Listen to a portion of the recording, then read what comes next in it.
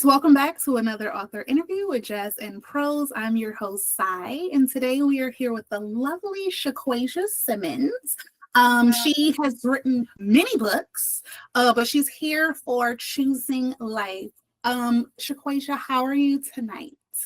I'm doing good. I'm feeling really good and excited about talking to you and discussing books. So yeah, I'm good. Absolutely. I'm excited too. It's been a little minute since I've done an author interview. So I'm happy to be back. So I like to start specifically with the cover of the book. Okay. If you want to tell us how you came up with the cover of this book. Well, I'm from New York City. So most of my books, all of my books really take place in New York as well. So I kind of wanted my book to reflect the city. I wanted it to reflect the streets because that's a large element of my books. It can be a little gritty, a little hardcore. So I did want that to reflect in the book. I wanted to have that feel to it that is like, something is going down. And I just feel like that's what you look at that book, I feel like that's what it says for sure. So I wanted that intrigue, I wanted the reader to look at the book and know like, okay, this is going to be something real tough, Yeah. And as a person from New Orleans, okay, first of all, I love New York.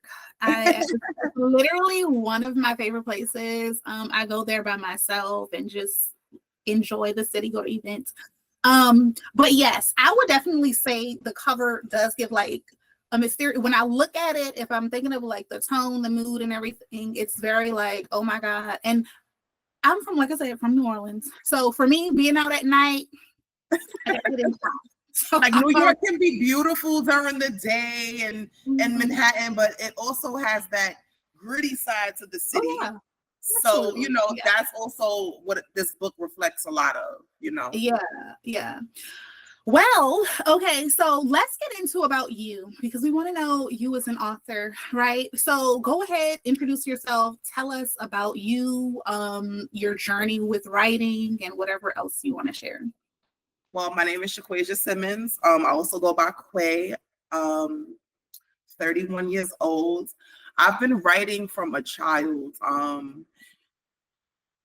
I guess you can say like I've always had an imagination. Like I think it's because I was my mother's only child for 10 years.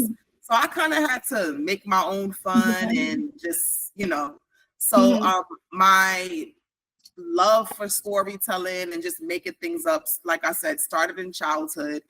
Then I developed a love for reading. And around the time I was like in middle school, I started picking up the urban novels. I've since graduated from reading those. I don't read those as much, but for some reason, my heart is still in it when it comes to writing them. So that's kind of where the love for writing the novels that I write began. When I was like in high school, I would have like notebooks filled up full of stories, having my friends read them. I've literally always had a love for writing. I also do poetry as well, but that's more so on a personal level. Like I keep a journal, writing my feelings and writing, my own personal development. That's for me to kind of reflect back on. It gets a little bit more personal in my journal, but writing overall, that's always been my thing. Seriously. That, and you said a lot that I want to talk about. Let's do it. In that, starting with most of authors that I do interview, and I'm an author too, we have a love of writing that has been developed since a child. Okay. Yes, I definitely totally understand that. You say you were only child, and you didn't have for 10 years, yes. So you didn't have anybody, to in the house, I'm assuming, like to, play with. So you would create things. And I think that is very important, especially in the age of AI, which we'll talk about later. Humans bringing that, the human characteristics to writing. It's nothing like a human writer. People are using AI now. Yeah. What else you said? Oh my God, I'm drawing a blank here. It's like, so the notebooks, that's what it is. So I remember when I was in high school, there was a girl and I wish I could find her to this day because I would interview her because to me, she's an author. She had a little marble, composition notebook. That's what I had. Yes. And she used to write the beats. Like everybody was obsessed with B2K. I'm 36. Yeah. Okay. And she would write stories about beats, like about her favorite like just scenarios, and I was like, oh my God, that is so cool. And like people was like, I would see that notebook in different classes, like, is that the book? You know what else? I'm sorry to cut you off. You know what else that just made me think of too, that I forgot to add? So the when you just said that made me think of the app Wattpad. I don't know if you're familiar with Wattpad. So before I published my books, I was on Wattpad for a bit too. Yeah. Wow. And you know what? I think I could have been a little bit more serious on Wattpad because I actually when I look back, I look at the potential of one Wattpad and two, the potential of myself, like what I could have been on Wattpad. Like I feel like I could have created a solid reader base. Yes. I could have moved along with me. I was just putting stuff on Wattpad just because I genuinely love to write. I wasn't really formulating bonds with readers, but I really feel like I missed out on an opportunity. We didn't know like what we know now. Yeah. But, I mean, that could be like as you're growing your fan base now, you could talk about that because when you said that, I was like, oh my God, like if I thought it was Wattpad, but different accents. Wattpad. Yeah. Tomatoes, people, if they know that app or whatever, it I feel like it instantly will create a bond. It's kind of the same thing with like natural hair. Like back in the day, before natural hair was popular, they had the natural 85, like all those. Yes, people. I remember her. Yeah, so like I just feel like you can still use Wattpad, right. Base now, and just like y'all remember, but. I'll digress with that. But yes, there was a girl who had that notebook. And I was like, and when you said that, I was like, oh my God, I guess everybody with this in America. Yep. Yeah. So you said something else. It'll probably come back to me and I'll go back to it at that point when I remember. But genres. What genre do you like the most? I don't know if you have multiple. You say poetry, but which one do you say? Would you say? When it comes to writing, I would say the urban dramas because that, like I said, when I write my novels, that is my go-to. I'm currently thinking about trying something new, perhaps a thriller, because I read a lot of thrillers. I love thrillers, but I've never tried my hand at that. And I think that's because I like to write from a place of like experiences, what I've seen, what I feel is relatable.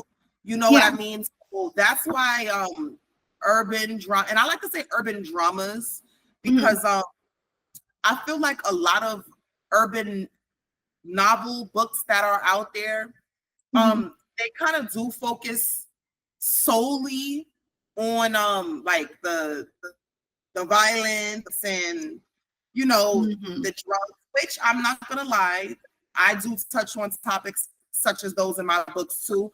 But I like to categorize my books as urban dramas because it's more than just those components. Like I talk a lot about family issues in my books, self-development, healing. So all in all together, like with all of that together, I just feel like that's more so the drama realm, more than just like just urban novel. You know what I mean? So that's just my way of differentiating.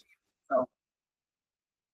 Yeah, and I understand that. I agree with that. When you said you started reading the urban fictions, urban dramas as a teen, was it because for me, I think the first one was Sharon Draper. I started reading Sharon Draper. Tooth of a Tiger. And then I got my hands on The Coldest Winter Ever. Oh yeah, Did you read that one? Of Yeah, course. I didn't like the follow-up though. I didn't. I really want her to make a movie of the first one. Yeah, that's what we need. That's what we need. Because part 2. Yeah. But I need to go back and read it again. I'm gonna say maybe because Midnight. I know it's a lot of them, but you're gonna finish it. Yeah, and that's such a big deal for me because I finish books. Like even if I don't really particularly like a book, I'm gonna see it through. I could not see The Coldest Winter Ever 2 through. What was it called? Life After Death. I couldn't finish that through. Yeah, and there's so many books. I would say like, oh, I'm gonna go. I don't know when I would. There's so many books that I have on my list, but The Coldest Winter Ever is stamped. I think that really opened my eyes to, because when we read, especially when we're younger, we're looking for relatability that text to self connection. So when I saw like, oh my God, these are certain elements and things that I see on a daily basis that's going on in the neighborhood, and I was like, oh my God, I get it. So your latest book, let's go ahead and jump into Choosing Life. Tell us what that book is about. So Choosing Life kind of wrote itself, and what I mean by that is for a few years I was kind of sitting on an idea about a book centered around two sisters that are different from each other. And there have been times where I've started writing it and I kind of didn't like where it was going. I scrapped it, started again, scrapped it. So this go around, I told myself, because the last book I released was 2021. So this year when I started writing this book, I told myself, I can't walk away this time. Like I have to finish this book. So I told myself to just write, like regardless of how I'm feeling, even if when I start feeling that itch that I don't want to do it no more, just I don't care if I'm writing nonsense, like just keep writing it. You know what I mean? Yeah. And then it'll come together. So what ended up happening was, I think before I was putting too much emphasis on the sisters. I think the problem was that this book has a handful of characters. Okay. And I think that has been the problem before. Like I was like super hyper focused on the sisters. Yeah. And I think the entire time the book needed to come together through the usage of other characters. Other characters were, because sometimes that's tricky. Sometimes you add a bunch of characters to your book and then it kind of starts getting all over the place. But this book needed the characters that were created. So it came together. And I feel like that was a blessing in disguise, because like I kind of created other characters that I might have liked a little bit more than the original characters that I had in mind. So that's how that came together. The plot of the story ended up being something entirely different than what I originally thought it would be. So I just had to let it write itself. I just had to let it play out and stop being so strict. To be honest with you, the title of the book, I kind of felt like I boxed. Sometimes that's another thing. Sometimes you should title your book at the very end. I kind of came up with the title toward the beginning, but it still fits. Yeah, but yeah. By the time I finished that manuscript, I said, we could have waited. So yeah. So first of all, a lot that you said there that I totally get. Yeah. Number one, when you said the book wrote itself, I say that all the time. And for me, I'm a reading teacher too. I teach 8th grade reading, and it's literally what I teach is like breaking a book down, the characters, all this, the plot. And I always say like the characters will write the story for you. Like Yes. I thought it was very. And you have to let them, because I'm a control freak, and I think that's my problem. Well, that's the thing. See, and this is why I really am excited. I'm going to be coming out with a book because I really love character development, because I feel like, and I don't think, maybe I do have it with me, I literally have files of basically a character portfolio. It has everything from like just everything, because I feel like when you create those characters, give them a background, it, even if it's the man at the grocery store, right, based on, you know, what he's been through, he's going to behave a certain kind of way. So when you said that you were focusing too much on the other two, the two sisters, you know, it's you're building a world, right? So those other characters do drive the plot along. And so yeah, I just really, I think that is a really, has a special place in my heart with character development, because I love people and I love characters. And that is what, you know, putting them in the certain situations, you push them to the wall, they're going to make a choice. And I say that all the time, kind of like, did you see the movie Straw? I did. Okay. So she was, to me, she was a good person, but she was pushed. She was. To do something bad for a good reason and a good cause. So yeah, I love character development. And then, oh my God, my brain tonight is just not here. I don't know. I understand, girl. It's a weekday. It's Friday, but it's still a weekday. It is. But you said something else about your book. It'll come back to me. Well, what do you think was the most challenging part? Did you have it? Well, I guess maybe that you kind of say it with the characters, but oh no, I know what it was. Let me go ahead and say it before I forget. Wait. You know what? I can tell you. Okay. You want to answer your question first? Ask your question first? Well, no. Go ahead. Okay, well, I was gonna say for me, this is gonna sound so funny.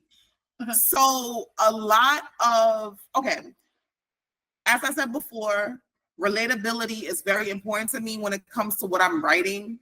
But I think I'm starting to realize that I am going to have to switch gears when it comes to my genre, perhaps, because though I write from a place of things I've seen, things I might know, I've never sold drugs. Like you know what I mean? Like there are certain elements to my characters that I've never experienced. So with that being said, doing research for things like that, it can prove to be difficult. Like, you know, like so I would say that that gets to be a bit difficult, because it's like I really have to tap back into my imagination. Like, okay, well, relying on like Power, the show, or The Shy, like, you know, like things like that, like really having to like tap into a lifestyle that I might think I'm familiar with, but I haven't lived. So I kind of have to fill in those blanks, you know? So that's always a challenge though. But because I'm starting to really recognize that, is making me tell myself I should perhaps challenge myself, challenge yourself in the aspect of the genre you write, you know? So that's something for me to think about and ponder over. And you definitely challenge yourself. And I want to go on the record here. Okay, I want to go on the record here because you said something that was very important. Like you say, you never sold drugs, use your imagination. My book that's coming out, Mad Justice, guys, is about a side chick. I've never been a side chick. I just want to go ahead and clear that I've never been a side chick. Okay. That story came to me. It was just in my head like years ago. And I thought it would just be a very interesting story. But guess what? It's a mystery thriller. And I won't lie to you. It's very challenging. But I have to see it through because I see the vision, I see where it's going. But the challenging part for me is not really the characters, it's more so of making it suspenseful without giving it away, like dropping the breadcrumbs. That's the challenging part for me. But I can't wait till it's released. But I had to clear the air and just let people know, because I've been posting a lot of stuff about science and stuff, and I'm like, I'm not a science though. I've never been. My cousin was like, are any of these characters you? I'm like, no, they're not me. It's just from movies and, you know, stuff that I've watched. But do you have a favorite? Oh yeah, go ahead. I was No, gonna go say, ahead. like, for me, like an important thing for me in my books is relatable. Like, my books are relatable for sure. Like, I feel like anybody can read my book and relate to somebody. But I think what I'm starting to realize is that they're not always super relatable to me. That makes sense. Mm-hmm. Like, and that's what I discovered with this book. Like, and that's not to say I don't relate to my books at all, but I'm just saying that there's certain aspects that kind of stump me because I'm like, I've never experienced this. So like, you know, so that's what was the inspiration though? Like, what was the inspiration for the plot though? Like, how did you come up with this? But like I said, originally it was supposed to be about two sisters. Oh, I mean, yeah, I'm a sister, like, you know what I mean? Two sisters, completely different from each other. But you see, this is really and truly, the sisters both represent myself.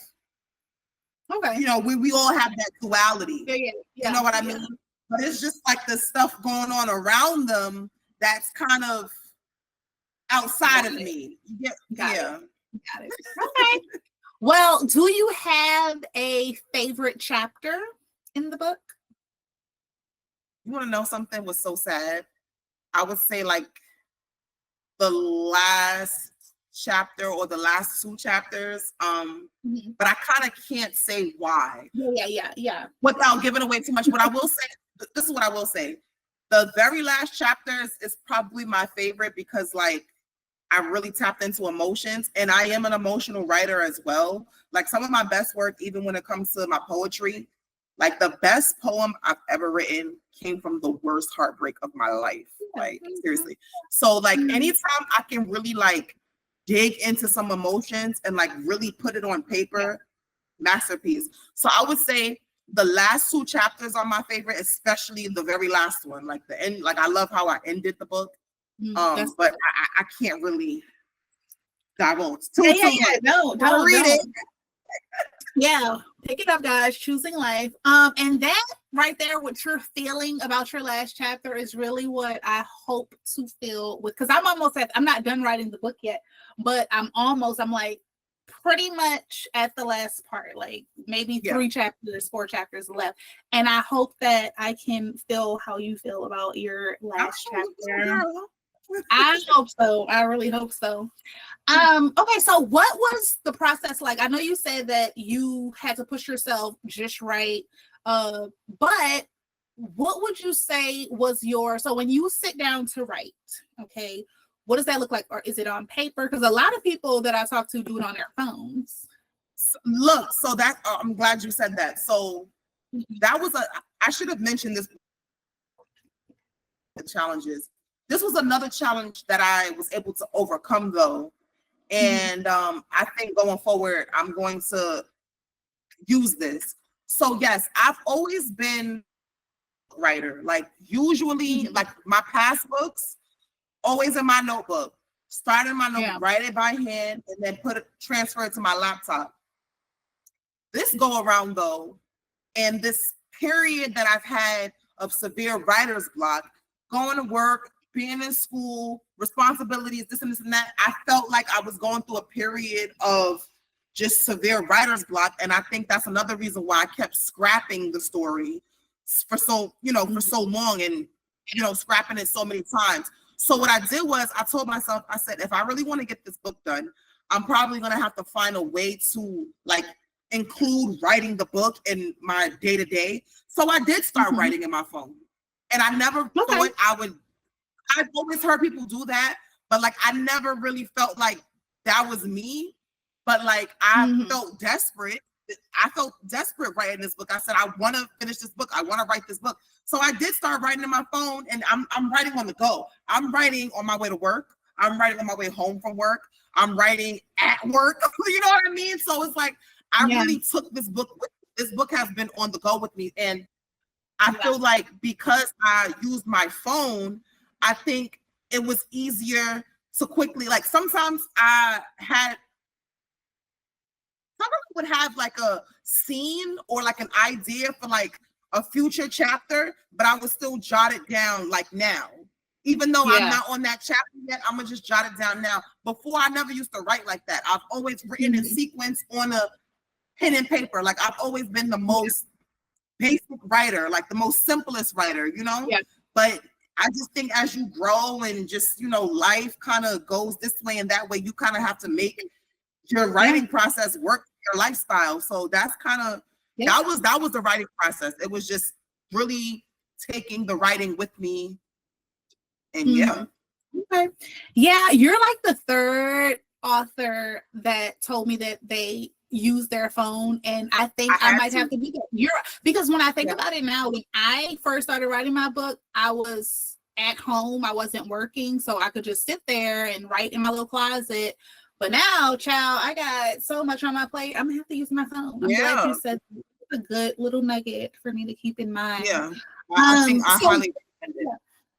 Yeah, so you're with Major Key Publishing, right? Major Key Publishing, yes. Okay, so for you now, you know, there's people out here, a lot of people that watch these videos, either they're authors who are looking to get information about, you know, the publishing, all that kind of stuff, or, you know, they're aspiring. So yes, with your publishing company, who does like the editing, getting the cover? Like, do you have to still do that, or do y'all have the people, the editors? So what I like about the publisher that I work with, she's very flexible and like open, and like, you know, she's not one of those people that is like, oh, like whatever I say goes. Like, you know, she's willing to hear you out. So what I like about her company is that she does come with her team of you know,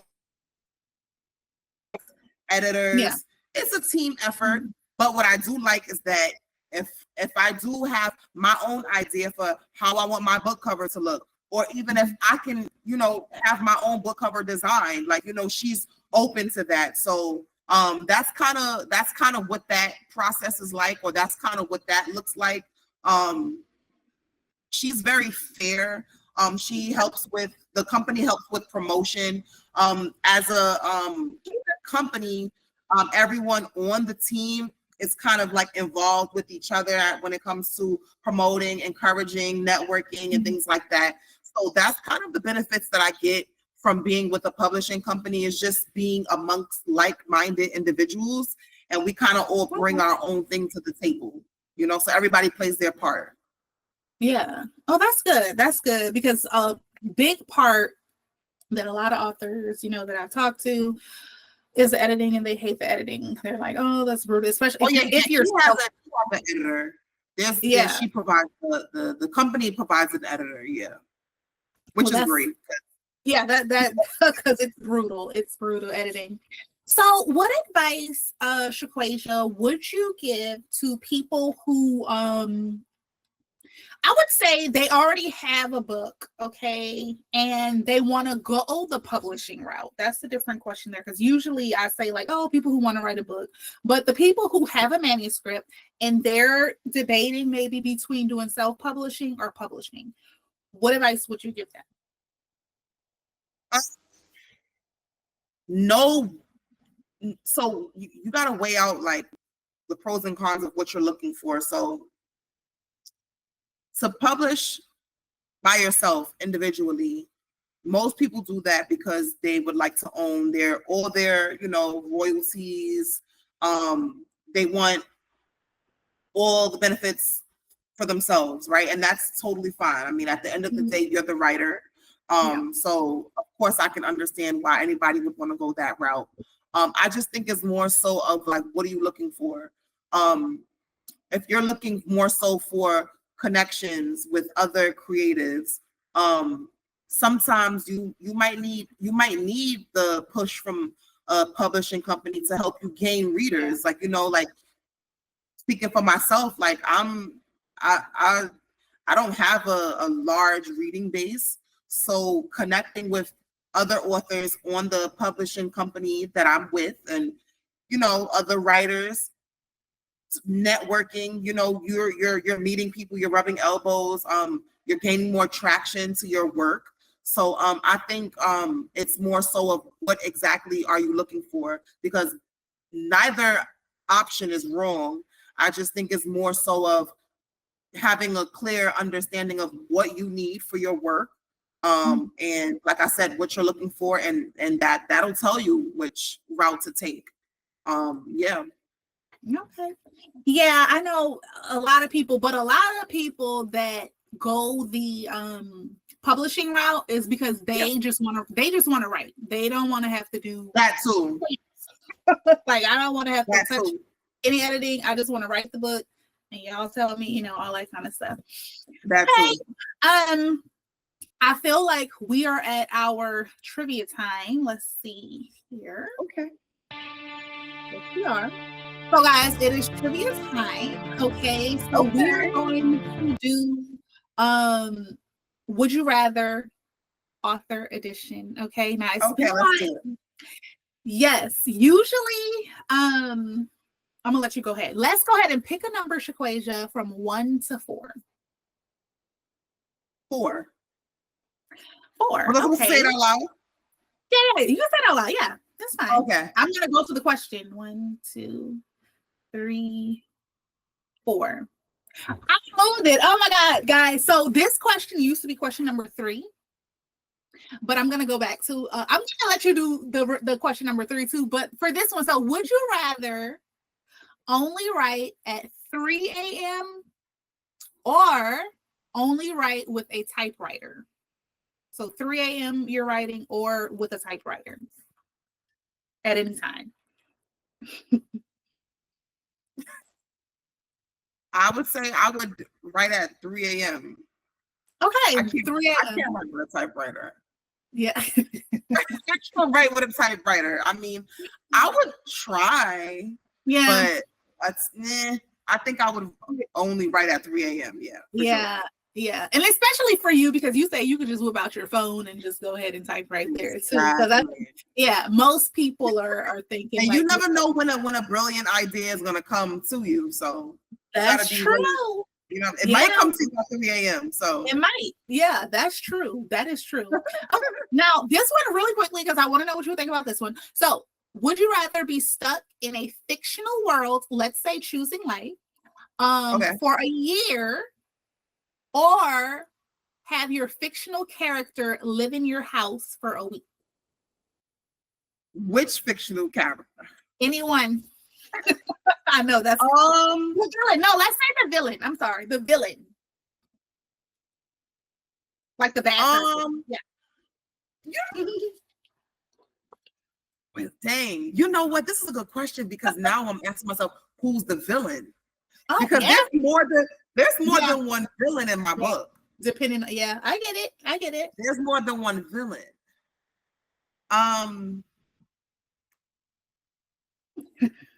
I think I would have the villain live in my house. Either one of them. Okay. I think I would be okay with them living in my house for a week. Okay. Would you have to lock your doors? Would you have to lock your bedroom doors at night? Or I don't think I would have to lock my bedroom door. Okay, so they're not that bad of a villain. Okay. All right. Because you know what it is? I didn't do nothing to them, so they wouldn't have an issue with me. Okay. So, now it depends on how that story ended, because you're the author, ma'am. True. Okay. That's true. That's very true. Okay. So we are at our closing slide, Miss Shaquasia.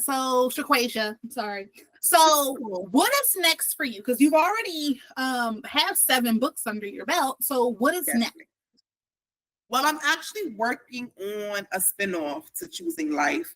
It's gonna be a prequel. Okay. It's gonna be a prequel to Choosing Life, and I'm kind of trying to get the outline to that, tweak out.